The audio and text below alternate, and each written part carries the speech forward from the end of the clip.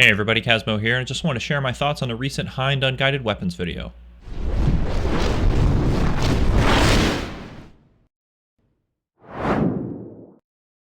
So I woke up today to a new video from WAG showing the unguided weapons on the HIND. A great little video. If you haven't seen it, go check it out. I know a lot of you are just getting into helicopters in the DCS community, so this is a great time to get involved with the HIND and of course the Apache around the corner and the Kiowa eventually. But this is a great video to kind of show you some things that you can prepare for the weapons employment of the HIND, which of course is really what the HIND's all about. So as I watched the video though, a few things did pop up to me and I just kind of wanted to expand on those thoughts or maybe just kind of share some of my own thoughts with you guys. Alright, so this is in no particular order, but one thing that he did mention, which is something I had been saying for a while on stream, is you're probably going to be doing a lot of left turns in this aircraft. So of course you've got that ridiculously awesome fan right there in your face. So I think with the way the fan and the canopy there, he's hit the nail on the head. You're going to be spending a lot of time doing the left turns in this aircraft. Both as a wingman, you're going to probably be stationed on the right of your lead so you can see where he's going. But you're going to be doing a lot of left turns over the target as well. All right, so looking at the control panel for the armament, I'm always thinking about how am I going to map these keys, or what am I going to put on my my throttle or my collective or my stick. And honestly, as I look at this and understanding what I know to believe about the HIND, I'm not going to map any of these. All of these I'm just going to leave them right there, and I'm just going to click them with the mouse. The HIND is not really meant to react, right? So this is more of a aircraft that sure it can go out and find stuff, but it's not really like finding it and then immediately nosing over and engaging. It's really meant more to saturate an area, which is why it's going to carry a lot of guns and rockets instead of being more focused on carrying lots of guided missiles. So my thought process here is that I'm going to be finding targets through someone else. So I'm going to have a scout aircraft out there finding targets, or I'm going to be talking to a ground force or something like that. I'm going to know where the target is, and that's going to give me time to get my cockpit set up. So I'm going to go ahead and click all these buttons with my mouse, not worry about wasting a lot of buttons on my collective or on my stick. Maybe there are one or two that eventually I might get comfortable with changing, but for the most part, I think I'm just gonna click those because I'm gonna have time to prepare and get my cockpit in order before I make an attack. All right, one thing WAG's talked about a little bit, we'll watch this clip here, is talking about his automatic mode and the manual mode and how the aircraft figures out where it is and where its rounds are going. In the opposition, now it's going to have automatic ranging. And also when we have it automatic ranging, we're going to have a green light here in the corner of the ASP-17. So in automatic ranging, it's not using a fancy Gucci laser rangefinder. Rather, it's using what it's getting from the radar altimeter, which we want to make sure is on over here, and our aircraft angle. And knowing those two sides of the triangle, we can then calculate the distance. Now naturally, for this to be accurate, both the target elevation and our elevation need to be as close to each other as possible. The more delta, the more inaccurate the ranging is going to be. I'm going to zoom in here, and you can see on the site we have a thick and thin area. As the thin area reaches the thick area, that's going to be our maximum optimal range area, and we have the yellow light illuminated saying we're in range to fire.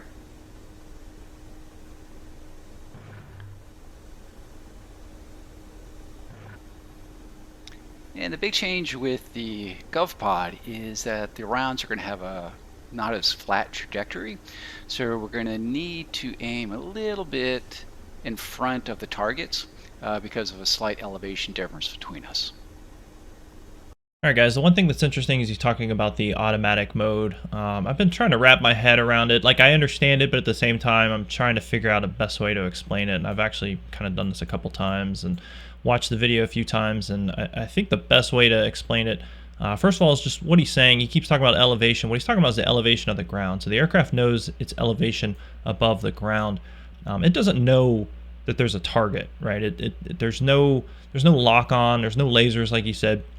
It's basing itself solely off of the pitch angle of the aircraft and the aircraft's altitude based on the radar altimeter. So all it can do is figure out this triangle. If this ground slopes up like this, it doesn't know that. All it is basing everything off of is this ground right here. The moment this aircraft comes over here and this elevation is different, then that trigonometry is all going to change. Okay, so he was saying aircraft, you know, our elevation. What I think he was trying to say is the ground's elevation. So, but that's the first thing you got to understand. The second thing you got to understand is you're trying to basically trick the ballistics of the weapon system. So, he was talking about engaging a target that's slightly higher in elevation, again above the ground elevation that he's flying over.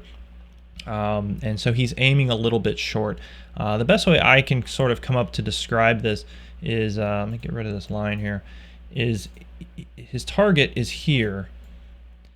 If he points his pitch angle at that, the aircraft thinks that he's pointing here, right? Because again, this line is all it knows about. It doesn't know about this line. And so based on how the weapon system fires the ballistic drop of that weapon system, the rounds are going to act differently. So if he's trying to hit this spot here and he's shooting rockets, I think the aircraft knows which type of weapon it's firing. It understands the ballistics of the weapons, and so it's giving him that optimal range. I was looking at his setup. He didn't have a range set when he was in automatic mode. It looked like it was pointed all the way off to the left or off or something. So that tells me that the aircraft knows that, hey, I'm shooting rockets. I understand the ballistics of my rockets. Now I'm just trying to tell my pilot what is the best time to fire based on his pitch attitude and his altitude above this ground. So if it knows that the rockets are going to lob, what's going to happen is, you know, it's going to basically tell you to shoot when the aircraft will enable the rockets to do this sort of arc to the target. Well, obviously that's gonna overshoot. And I think if you watch that rocket engagement, he even mentions that the first ones are going to overshoot, which they looked pretty good, but I guess they overshot a little bit. So when he's shooting the gun and he's shooting the rockets, he's trying to aim short because, again, he's trying to trick the system into shooting here. And so he's trying to tell the system that I really want to shoot here. And now, let me delete all these extra lines that we don't need. Now the ballistics should take those rounds essentially to where his target is, as they are trying to get to this point that the aircraft has figured out. So as long as you understand that the aircraft has no idea that this terrain changes, it'll start to make more sense and you can understand it. You're just gonna have to play around with it, and every weapon system's different. You know, he talks about the 30mm is a little bit more of a direct lay type of weapon system because of the range and the speed that the rounds are firing. Of course, at some point they are going to drop off. The rockets are going to lob, and this is true to real life too. The rockets are going to lob short of where your gun is going to shoot. But that's essentially what he's trying to do, and he's aiming just a little bit short because he's trying to trick that weapon system. Another thing to consider too is the beaten zone. I've talked about this in other videos. You know, you always see Hinds kind of doing this, that's an ugly helicopter, trying to do this running fire engagement, and they're just dumping rockets or they're shooting gun at targets. One thing to just consider, you know, what you're going to be doing is you're going to be creating a large beaten zone. So that pitch attitude, even if it's just a couple degrees, over time is going to result in this. It's going to be a large, what we call beaten zone, where all those rounds are going to land, versus if you come in at a much higher angle. That's probably a little bit too high, but a tighter angle versus the shallow angle. You know, let's call this 30 degrees and 10 degrees, you know, whatever.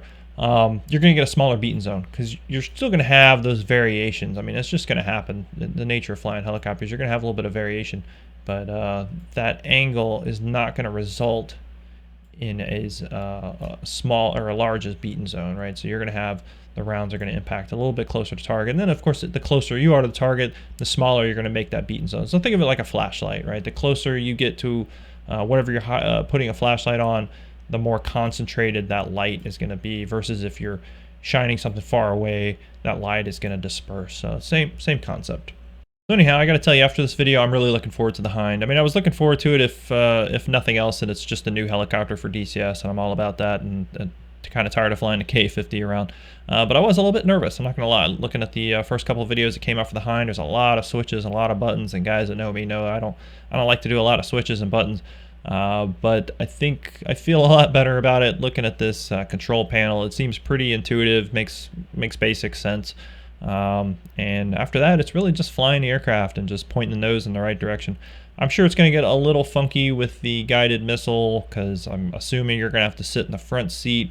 We still don't know, at least I don't know, if this is going to come out ready to play multi-crew, or how the AI is going to work. Hopefully Wags will share a video on that soon, and he did mention that the next video is going to be the anti-tank missiles. So we'll learn a little bit more about that. Hopefully it's not too crazy. But yeah, I'm looking forward to it. Hope you guys are too, and we'll talk to you later. Thanks for watching.